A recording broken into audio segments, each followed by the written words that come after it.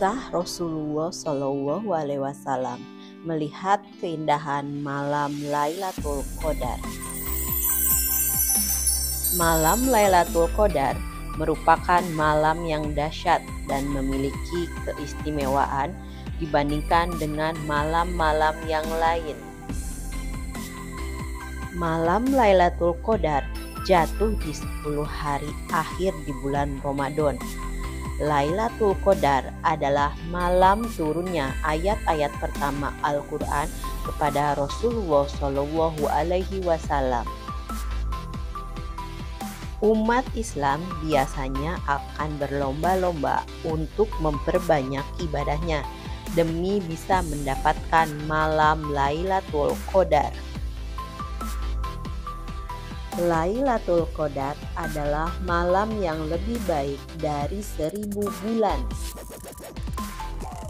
Bisa dibayangkan, satu amalan yang dilakukan akan berpahala berlipat, seperti halnya orang yang beribadah selama 83 tahun.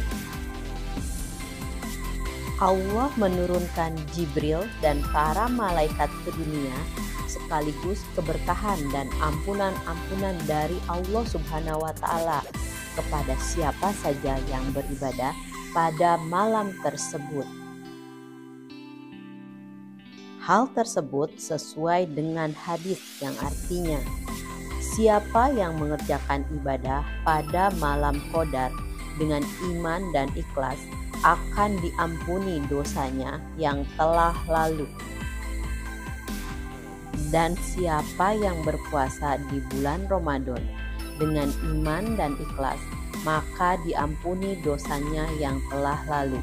Hadis sahih riwayat Al-Bukhari 1768 dan Muslim 1268. Keistimewaan malam Lailatul Qadar ini bukan tanpa sebab.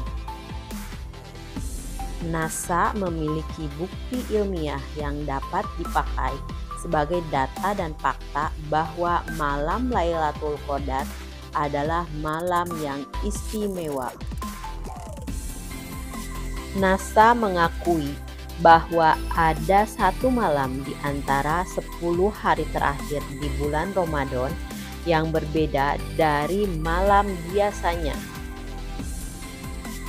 Ilmuwan Mesir Dr. Abdul Basit Muhammad mengungkapkan bahwa pada malam Lailatul Qadar 10.000 benda langit dan 20.000 meteor yang biasanya menabrak bumi tiba-tiba berhenti. Tanda-tanda malam Lailatul Qadar. Nabi Muhammad SAW juga pernah bersabda tentang tanda-tanda malam Lailatul Qadar.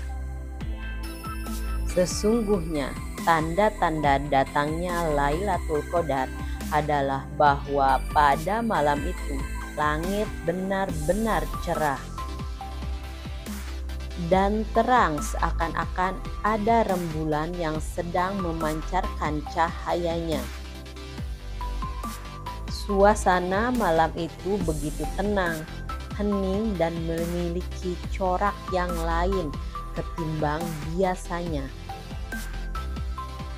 Dan pada malam itu, udara tidak terasa dingin dan tidak juga terasa panas, serta di angkasa tidak terlihat bintang-bintang jatuh atau meteor sampai pagi tiba. Dan ciri-ciri lain darinya adalah bahwa pada keesokan harinya, matahari di pagi hari itu akan terbit dengan cahaya yang bersinar sedang. Matahari tidak memancarkan sinar yang terlalu panas atau terang dan hanya akan bersinar seperti bulan. Karena pada pagi hari itu setan tidak diperbolehkan keluar bersamaan dengan terbitnya matahari itu. Hadis riwayat Ahmad dalam Majma' Az-Zawaid. Keinginan untuk mendapatkan hikmah dan berkah Lailatul Qadar ini bukanlah sesuatu yang tidak beralasan. Rasulullah Shallallahu Alaihi Wasallam sendiri menyeru kepada umatnya untuk menyongsong malam 1000 bulan ini. Dalam sebuah hadis, Rasulullah Shallallahu Alaihi Wasallam bersabda, "Carilah di 10 hari terakhir. Jika tidak mampu, maka jangan sampai terluput 7 hari sisanya." Hadis riwayat Bukhari dan Muslim 1165. Malam yang istimewa itu masih merupakan tanda tanya dan tidak diketahui secara pasti kapan datangnya, namun menjelang akhir dari Ramadan. Rasulullah Shallallahu Alaihi Wasallam biasanya lebih fokus beribadah, terutama 10 malam terakhir. Hal ini sebagaimana yang disebutkan oleh Aisyah radhiyallahu anhu.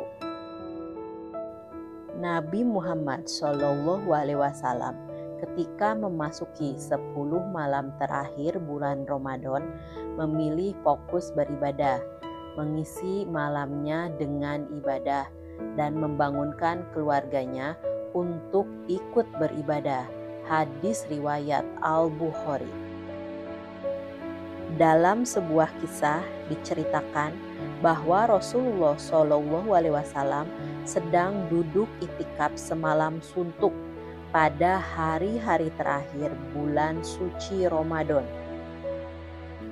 Para sahabat pun tidak sedikit yang mengikuti apa yang dilakukan Rasulullah Shallallahu Alaihi Wasallam.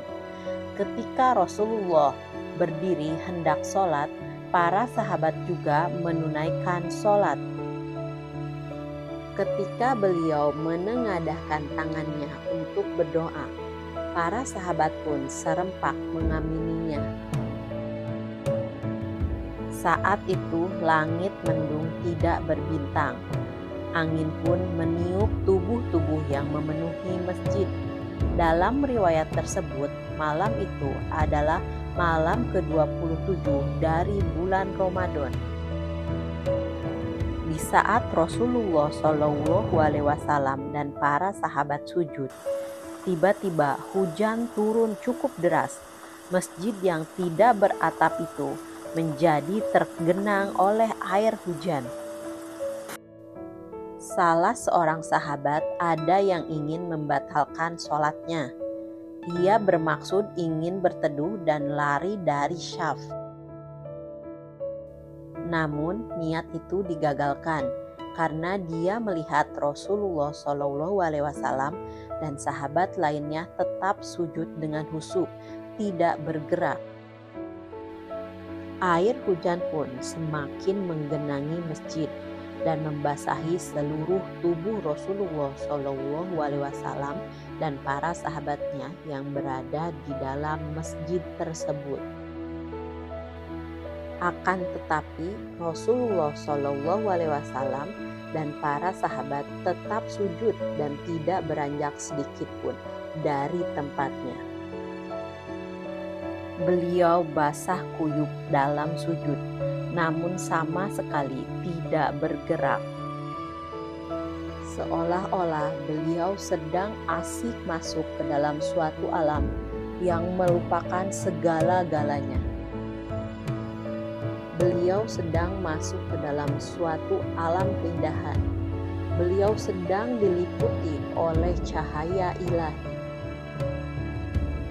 Beliau takut keindahan yang beliau saksikan ini akan hilang jika beliau bergerak dari sujudnya. Beliau takut cahaya itu akan hilang jika beliau mengangkat kepalanya. Beliau terpaku lama sekali di dalam sujudnya. Beberapa sahabat ada yang tidak kuat menggigil kedinginan. Ketika Rasulullah Shallallahu Alaihi Wasallam mengangkat kepalanya dan mengakhiri sholatnya, hujan pun berhenti seketika. Anas bin Malik, sahabat Rasulullah Shallallahu Alaihi Wasallam, bangun dari tempat duduknya dan berlari ingin mengambil pakaian kering untuk Rasulullah Shallallahu Alaihi Wasallam. Namun beliau pun mencegahnya dan berkata, "Wahai Anas bin Malik, janganlah engkau mengambilkan sesuatu untukku. Biarkanlah kita sama-sama basah. Nanti juga pakaian kita akan kering dengan sendirinya." Apa yang dilakukan Rasulullah Shallallahu Alaihi Wasallam ini menunjukkan betapa banyak hikmah dan rahasia di balik malam 1000 bulan. Semoga di bulan Ramadan ini mampu kita manfaatkan untuk mendekatkan diri kita kepada Allah Subhanahu wa Ta'ala.